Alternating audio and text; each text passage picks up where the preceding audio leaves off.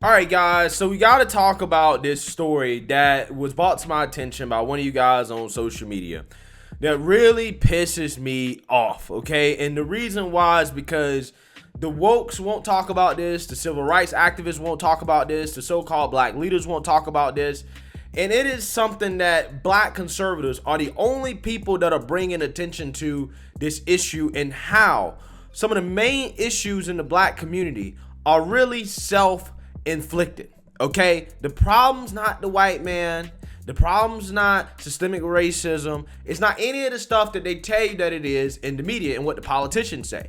A lot of the problems, again, are simply self-inflicted, and it pisses me off when it happens to entrepreneurs, okay? People who are positive contributors to society, who simply are trying to make a living and create jobs for people.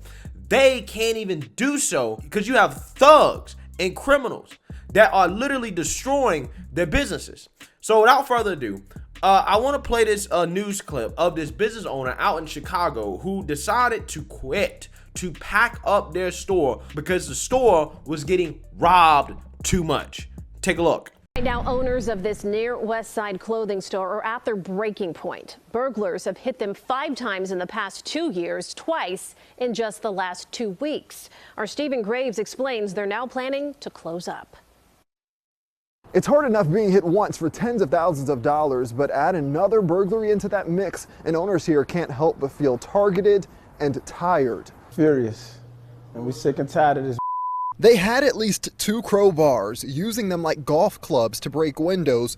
A smash and grab around 6 Friday morning, not seconds, but minutes, as the burglars repeatedly kicked a security shutter. We're broken down now, you know? Video shows them rip luxury brand clothes right off racks at the Flea Club clothing store. A lookout man stuffed all of it into a white SUV on West Taylor Street. Just the same routine is just steady happening. We gotta get out of Chicago. Owners Sabrian Sledge and Darius Kelly were already thinking about leaving this store on the near west side before this. 2 weeks ago exactly, another crew even stole shoes from downstairs. $40,000 worth of clothes lost in this one. Kelly says their insurance company dropped them because of crime, being hit 3 other times before. We don't even want to open back up. It's over with for us. There's no way to live. Sledge says this burglary has left them $70,000 in the hole. Of the more than 1,800 retail theft reports across Chicago this year, a small black-owned shop like Flea Club bears a heavy brunt. We need help. Why are we doing it to each other? When you homegrown like we are, this hurts us. We give out free gifts for Christmas. We give out free turkeys for Thanksgiving. I guess we haven't did enough, though. A business grown from a love of clothes and community, now packing up. Strongly considering moving to a whole new city altogether. Reporting in the Tri-Taylor neighborhood, Stephen Graves, CBS 2 News. Guys, ain't that a damn shame? Right? Ain't that a damn shame? 2 entrepreneurs, 2 guys who took a risk with their money. They opened up a store, a clothing store, okay? They provided jobs for their community. They put money into their community. Okay, they're doing exactly what you're supposed to do, and they have to quit. They have to pack up and quit because the sellouts in that community decided that, hey, I'm just gonna steal from this store, and they stole so much that insurance is like, nah, we can't really afford to continue to have you guys on the policy because y'all get robbed too much. We losing money off of this. Okay, so they don't have insurance anymore, right? And they continue to get robbed to the point where it's like, okay, now there's $70,000 in the hole in regards to losing merchandise.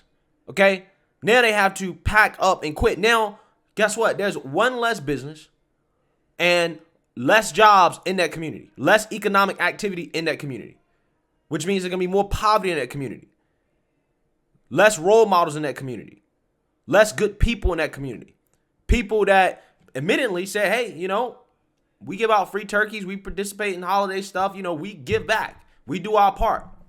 But it's not enough. But I know one thing. It's not enough what they do and what they went through to get any type of national news attention. For anybody to actually give a damn about it. You're not going to see the ambulance chasers like Ben Crump, you know, or, you know, Al Sharpton or any of these other people that claim they care about black people so much show up and be like, hey, what's up with this? Why in the world are we robbing and killing each other out of existence, right? You can't even open up a business in one of these neighborhoods without your business getting robbed out of existence. What's up with that? Okay? And these are the same people that want to boohoo and cry all the time about the white man this, the white man that, all the woke revolutionaries, but they have nothing to say when the pain is self-inflicted. Nothing to say whatsoever. Apparently, that's reparations, right? According to BLM activists, right? Robbing stores, that's reparations. Is that what those guys are getting? Is that reparations? Taken from your own people? Taken from your own community? Again, the silence on this stuff. Not just this, but it's just when it comes to just black on black crime, you know, when it comes to murders, when it comes to all the black lives that are being lost, you know, every single year, it's just stunning. It's stunning how you never hear anything about it. You never hear people march and protest in the street about it. But if you talk about it and you try to bring attention to it and say, hey, you know what, maybe we need to address our own problems and stop trying to blame everybody else. Oh, you're a sellout. You a Tom, you a Sambo, you buck dancing. But the people that are actually doing the crimes, that are actually really stealing and killing and hurting black folks, they're never called buck dancers. They're never called sellouts, Toms. They're never called any of that. In fact, they're being celebrated. In fact, you have people that are raising money to try to get them out of jail, right? To give them a second chance. You have DAs that are being elected literally with the goal of trying to keep those people out of jail, to make sure they don't get punished for those crimes. Okay? People like the guys, the criminals that robbed this store, they get arrested. If they do get arrested, when they do get arrested, they might not get no charges. If they get charged, who knows? Maybe the charges get dropped. They don't get prosecuted. They're let back in the street, right? That's what happens. And then they go and they do that over and over and over again. They keep doing it because there is no consequences to their actions. The only consequences that come is when they finally end up killing somebody, and then all of a sudden the criminal justice system wants to do something about it. They want to take it more seriously. But up until then, they're put on a pedestal. They are who we should worry about. Not the entrepreneur, but the criminals. That is who the progressive left worry about the most. That is who they want to help the most. They don't want to help the hardworking people that actually want to do good for the community. It's a shame, man. Again, these people on the left, the same people that are advocating to defund the police. How less police? Well, if you got less police, guess what? You're going to have more of that. And if you have more of that, black businesses getting robbed out of existence, then you will have less black businesses. If you have less black businesses, then you're going to have less wealth. Okay? You have less wealth, then you're going to have more poverty. More poverty is going to come more crime. And it's not the white man's fault, right? That ain't the white man's fault. That's 100% self-inflicted. It's just a shame that nobody brings attention to stories like this that, in my opinion, are the saddest of stories. But it's no surprise because this happened to a ton of black business owners during the BLM riots, right? A lot of black businesses got looted and stuff stolen from them, and they was destroyed and vandalized, but the left said nothing. Oh, it's social justice. George Floyd. What the white man did was so bad to him that it's justified to hurt other black people in pursuit of justice.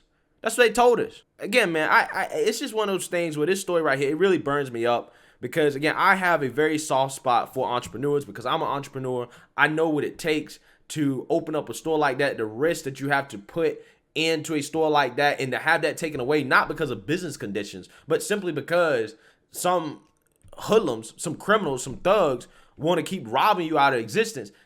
It's a shame, man. It's a damn shame. And it's even more shameful that the people that claim they care about black folks so much, the civil rights leaders, the woke revolutionaries, they don't care. You don't hear anything about it. It's silence on the issue. But again, if it was a white cop that killed a black person, even if it was justified, they'd be out in the street stomping and talking about stop killing us and this and that and the other. Again, man, priorities are out of line. People wonder why black folks at the bottom of the totem pole. This is why, right? This is why, because of stuff like this. A majority of it is self-inflicted. And until people actually admit the truth, we are going nowhere fast. Nowhere fast. So let me know what you guys think. Make sure you like, comment, and subscribe. Most importantly, share a black conservative perspective. Peace.